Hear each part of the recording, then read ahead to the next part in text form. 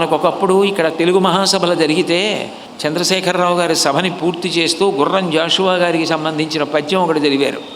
నవ్వవు జంతువుల్ నరుడు నవ్వును, నవ్వులు చిత్తవృత్తికిన్ దివ్యలు, కొన్ని నవ్వులిటు తేలవు, కొన్ని విషప్రయుక్తములు, పువ్వులవోలె ప్రేమ రసముల్ ఒలికించు లే నవ్వులు సర్వదుఃఖదమనంబులు, రోగములకు మహౌషధుల్.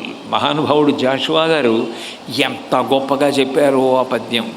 నవ్వవు జంతువులు, జంతువులేవి నవ్వవు, ఒక్క మనిషే నవ్వుతాడు. నరుడు నవ్వును, నరుడు నవ్వుతాడు అంటే భగవంతుడిచ్చిన గొప్ప వరం నవ్వడం. నవ్వడం అంత ఆరోగ్యహేతు. నరుడు నవ్వును, నవ్వులు చిత్తవృత్తికి దివ్యలు. చిన్న విషయానికి కూడా ఇది ఎవరన్నారు అన్నది కాకుండా నువ్వు వెంటనే స్పందించి నవ్వగలగడం, ఆ హాస్యానికి సంతోషపడిపోగలగడం మంచి వ్యక్తికి ఉండేటటువంటి లక్షణం. నవ్వులు చిత్తవృత్తికి దివ్యలు, కొన్ని నవ్వులు ఇటుతేలవు. కొందరి దగ్గరికి వెళ్ళి మీరు ఏమైనా చెప్పారనుకోండి, ఆయన నవ్వుతాడు అంటే చేస్తాడో తెలియదు, చేయడో తెలియడు. కొన్ని నవ్వులు ఇటుతేలవు, కొన్ని విషప్రయుక్తములు. కొంతమంది దగ్గరికి వెళ్ళి మీరు మాట్లాడితే వాళ్ళు నవ్విన నవ్వు చూస్తే పాము కరిచినంత బాధగా ఉంటుంది. కాబట్టి కొన్ని నవ్వులు విషప్రయుక్తములు. పువ్వుల వోలె ప్రేమ రసముల్ ఒలికించు లే నవ్వులు. పువ్వులు ఎలా అయితే తేనె ఒలికిస్తాయో అట్లా మంచి ప్రేమని పంచిపెట్టేటటువంటి శుద్ధమైన నవ్వు ఉంటుంది. సుందరకాండలో సీతమ్మ నవ్వితే వాల్మీకి మహర్షి అంటారు, తృణమంతరత కృత్వ ప్రత్యువాచ శుచిస్మిత అంటారు.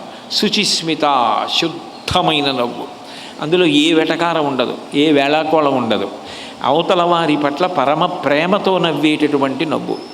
అటువంటి విశుద్ధమైన లే నవ్వులు సర్వదుఃఖదమనంబులు. అవి అట్లా నవ్వగలిగిన వ్యక్తి దగ్గర కూర్చున్నా, అట్లా నవ్వించగలిగిన వారి దగ్గర కూర్చున్నా దుఃఖాన్ని మనిషి మరిచిపోతాడు. నిజానికి రోగములకున్ మహౌషధుల్. రోగానికి గొప్ప ఔషధం ఏమిటి అంటే నవ్వగలగడం. రోగం అంటే బాధ, బాధని మర్చిపోయేటట్టు చేయగలిగినది ఏమిటి? నవ్వడమే. అంటే మనసు ఉల్లాసంగా ఉండడం. నిన్ను నువ్వు ఉల్లాసంగా ఉంచుకోవడం నీకు అలవాటు కావాలి. దానికి చిలకమర్తి లక్ష్మీ నరసింహం పంతులు గారు లాంటి మహానుభావులు అద్భుతమైనటువంటి హాస్య సంబంధమైన ప్రకరణములను రచన చేశారు. అవి చదువుకుంటుంటే ఎంత గొప్పగా ఉంటుందో.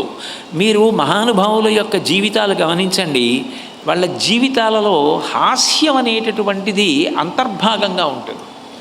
దాని కొరకు మళ్ళీ ప్రత్యేకంగా ఏదో నేను ఒక్క పావుగంట నవ్వడం కోసం ఇప్పుడు ప్రయత్నం చేస్తాను అనరు. వారి జీవితంలో హాస్య ధోరణి, ఇతరులను బాధ పెట్టకుండా ఉండేటటువంటి చక్కని హాస్యం, సునిశిత హాస్యం వారి జీవితంలో అంతర్భాగంగా ఉంటుంది.